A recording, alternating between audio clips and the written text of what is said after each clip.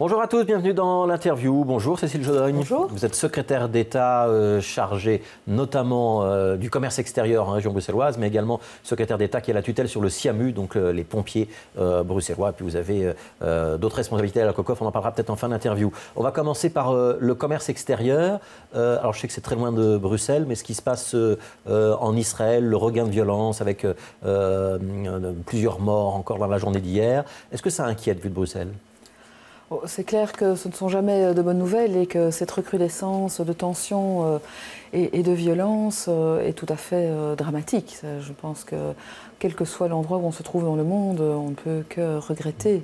Est-ce qu'on craint ce qu'on appelle l'importation du conflit, c'est-à-dire que ce qui se passe au Proche-Orient finisse par crisper les relations entre les différentes communautés ici à Bruxelles ?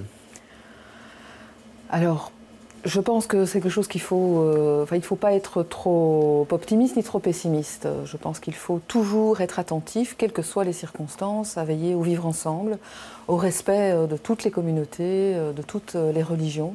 Et donc, il ne faut ni trop de pessimisme, ni trop d'optimisme. Il faut être attentif à toute crispation et il faut toujours rappeler la tolérance, le respect de l'autre. Alors, il aurait dû y avoir une mission économique en Israël, justement. Elle aurait dû avoir lieu au mois de décembre, elle a été reportée. Dans les circonstances actuelles, est-ce que cette mission économique, elle peut avoir lieu ou est-ce qu'on va de nouveau la reporter et la mettre au calendrier grec ?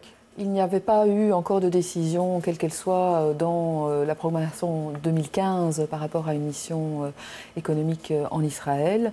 Et donc, il n'y a pas lieu de décider une annulation puisqu'il n'y a pas encore eu de programmation. Ouais. Lorsqu'elle avait été annulée, c'était à la fin de l'été, dans un premier temps, vous aviez dit oui, il n'y a pas réellement de raison de l'annuler, elle a été décidée par le précédent gouvernement. Est-ce que vous êtes finalement soulagée et contente qu'elle n'ait pas eu lieu, cette mission ? Non, ce que j'ai dit au mois d'août, c'est qu'il n'y avait pas lieu de décider à ce moment-là d'une annulation et qu'on reportait la décision au mois de septembre et qu'on réanalyserait la situation.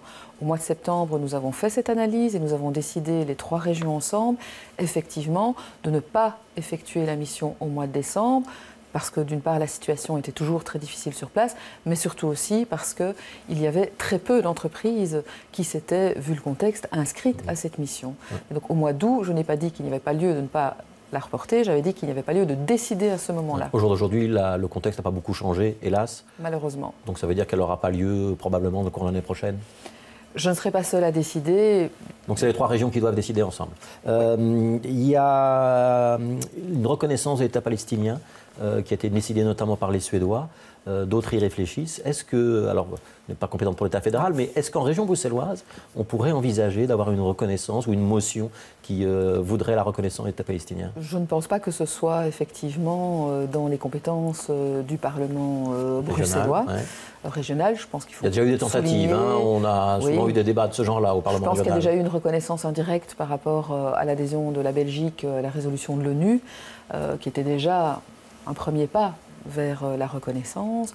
Je pense surtout que si ça peut apporter une chance de renouer un dialogue pour gagner la paix dans cette région. On a des relations économiques avec les territoires occupés, donc les Palestiniens, où ça n'existe pas ? Non, ça on est conforme à ce qui est décidé au niveau européen, donc il n'y a pas de relation avec les territoires occupés. Juste avec l'État d'Israël ou les entreprises israéliennes ? Et des tentatives aussi avec la Palestine.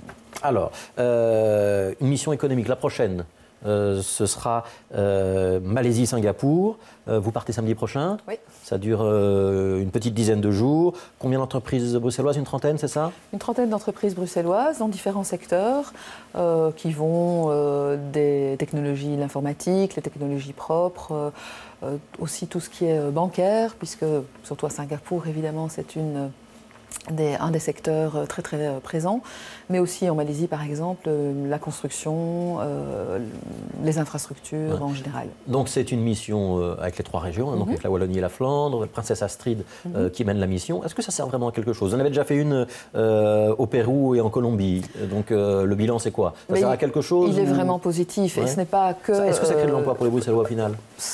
ce n'est pas que les régions qui le disent, ce sont les entreprises elles-mêmes aussi qui disent que ces missions sont vraiment importantes pour ouvrir les portes, pour faciliter l'accès de ces entreprises à des responsables décisionnels dans les pays qui sont visités, et donc à terme, effectivement, à conclure des contrats.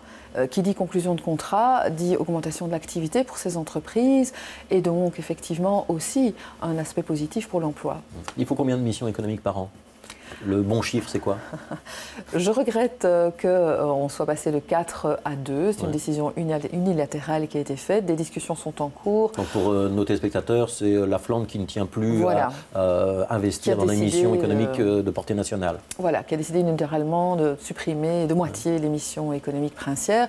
Il y a des discussions qui sont en cours pour ajouter un volet économique plus important aux missions royales, ce qui donc les visites d'État avec le roi Philippe.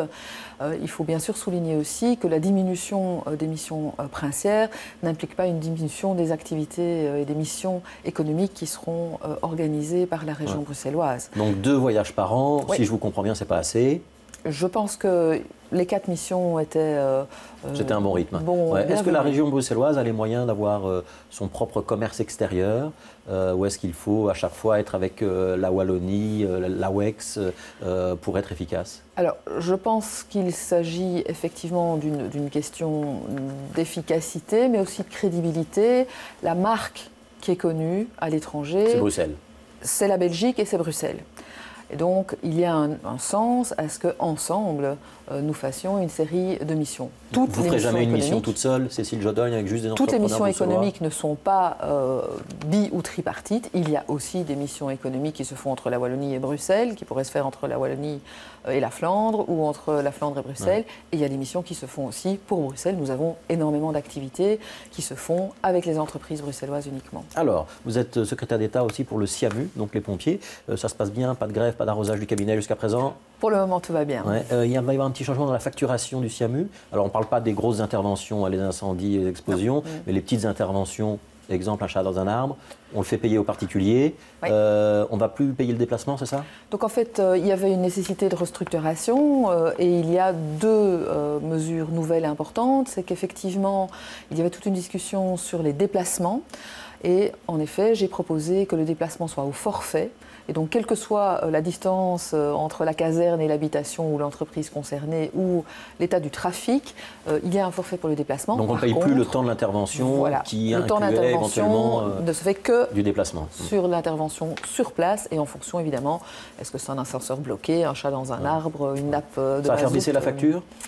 Alors pour les Bruxellois, je pense que ça permet effectivement une facturation plus juste.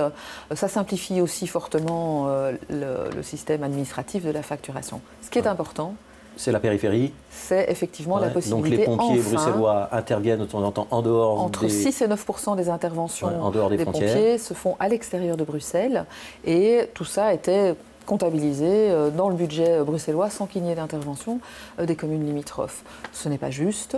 Il y a maintenant la possibilité de facturer les interventions dans les communes extra-bruxelloises. Donc ça, ce sont les communes ou la région flamande qui paieront suivant les cas. Exactement. Et il y a un accord en ce sens, a priori. Donc ici, ce sera une facturation. L'alternative peut être un accord de forfait annuel. Alors, gros dossier sur la table du gouvernement bruxellois, c'est le revenu cadastral. Est-ce que tout le monde est d'accord pour le revoir ou pas?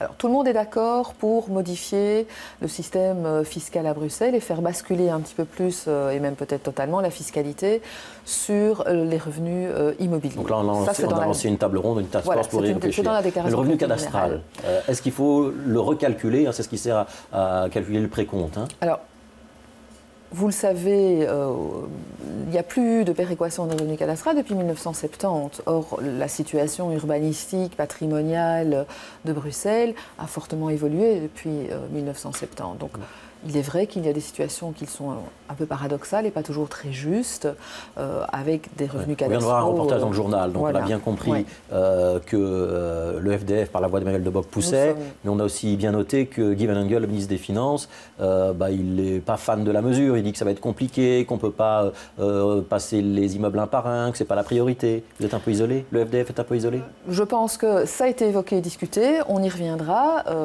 Je comprends effectivement qu'on puisse dire que ce n'est pas facile, c'est sans doute pas pour rien, effectivement, que ça n'a pas été fait depuis presque 50 ans, mais je pense qu'il faut quand même pouvoir poser des questions justes, essayer d'y apporter des réponses justes aussi.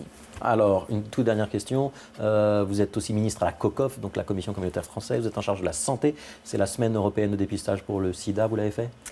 Je l'ai fait, effectivement, d'une manière un peu particulière, puisque nous essayons de mettre en avant et de pousser un dépistage démédicalisé et délocalisé. Donc on n'est plus obligé d'aller chez le médecin. Voilà, ouais. Qui puisse augmenter non seulement la rapidité du dépistage, parce que dans la lutte contre cette terrible maladie... C'est une petite piqûre sur le doigt ? C'est une petite piqûre sur le doigt avec un premier test. S'il est positif, il faut bien sûr aller chez un médecin pour confirmer ce test, mais ça permettrait d'intervenir plus vite et donc de diminuer aussi la contamination. Au plus tôt on intervient, au plus vite on pourra traiter le patient. Merci Cécile Jodogne d'avoir été dans l'interview. Dans un instant, c'est le retour de Younes Mernissi pour la météo. 18h, le journal, 18h25. Vous avez rendez-vous avec David Courrier pour le magazine M et on reparlera de Proche-Orient dans M. Bon après-midi.